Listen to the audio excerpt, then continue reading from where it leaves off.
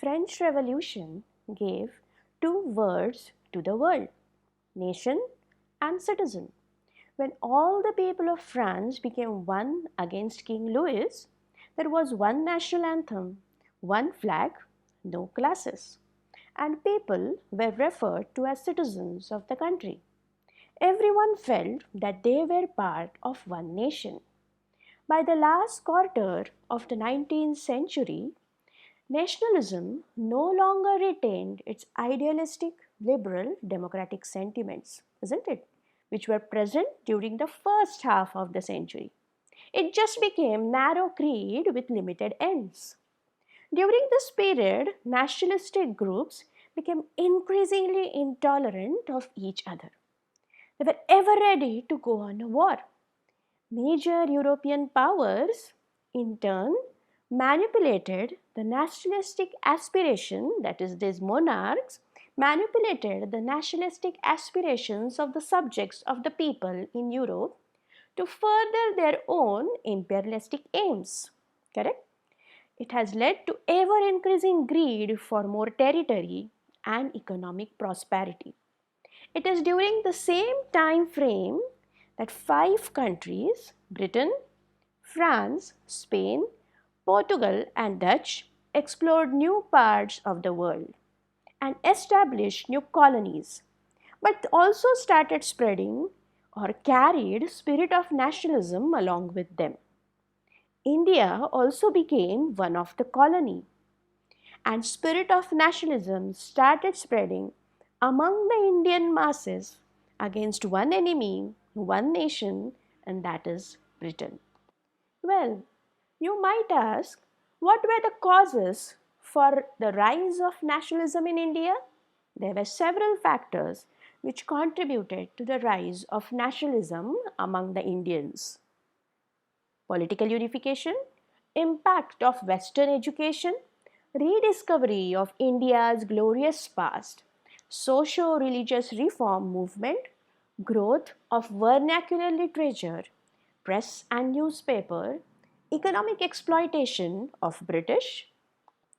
So, as I said before, British rule was largely responsible for a new awakening among the Indians.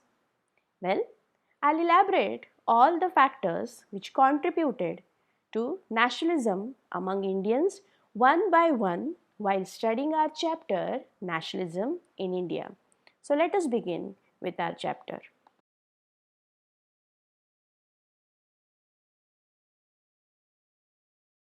History of Indian national movement can be divided into three phases.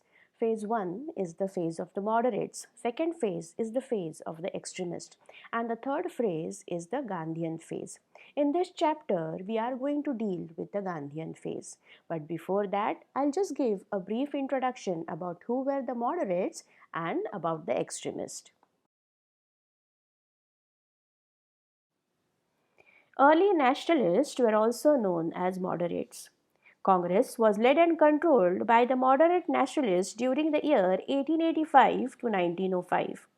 Dadabhai Nauroji, Surendranath Banerjee, Firoz Shah Mehta were famous moderates. They were educated middle class professionals. Members of these groups were educated middle class professionals, who were few of them were lawyers, teachers, and government officials. Many of them had taken education in England. These were known as early nationalists because they believed in demanding reforms while adopting constitutional and peaceful means to achieve their aims. These early nationalists had full faith in British sense of justice, fair play, honesty, and integrity, while they believed that British rule was a boon for India. The early nationalists were staunch believers in open-minded and moderate politics. So, as I said before, they were open minded, they were loyal to the crown because they focused on the demand for reforms. These early nationalists, as I had said before, that they adopted a constitutional and peaceful approach to achieve their objectives, but they remained friendly towards the British rule. They believed that Indians should have a proper and legitimate role in the government of the country.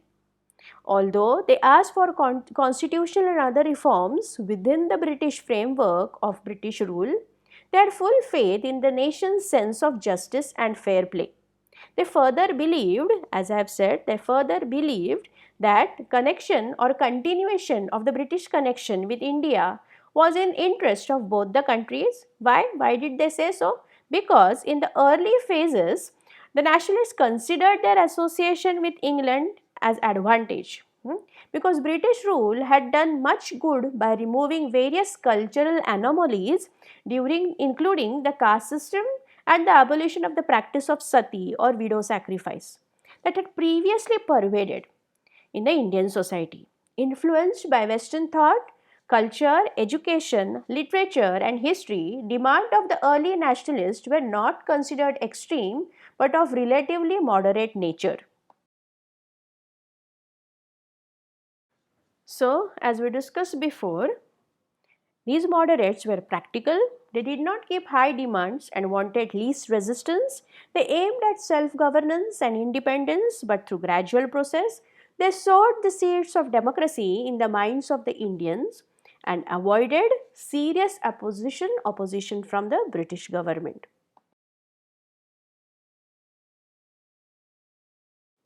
The closing decade of the 19th century and the early 20th century witnessed the emergence of a new and a younger group within the Indian National Congress, which was sharply critical of the ideology and methods of old leadership.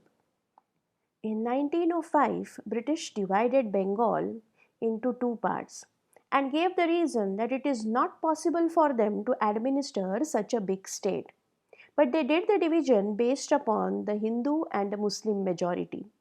This clearly projected and portrayed that British wanted to rule India by divide and rule. This divide and rule policy was not accepted by the leaders of that time.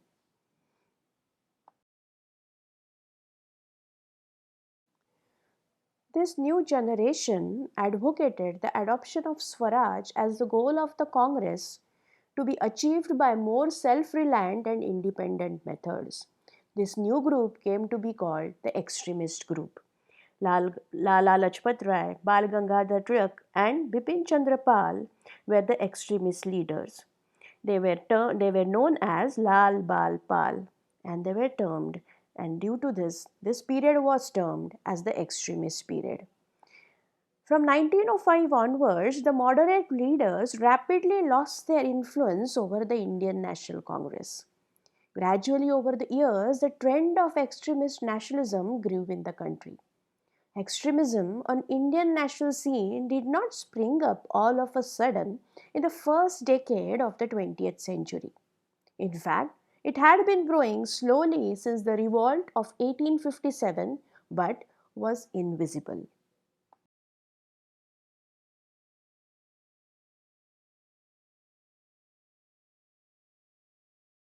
The third and final phase of the national movement is known as the Gandhian era, which we are going to read in our textbook. During this period, Mahatma Gandhi became the undisputed leader of the national movement. Role of Mahatma Gandhi in Indian freedom struggle is considered the most significant as he single-handedly spearheaded the movement for Indian independence. Gandhiji made the nationalistic movement a mass movement.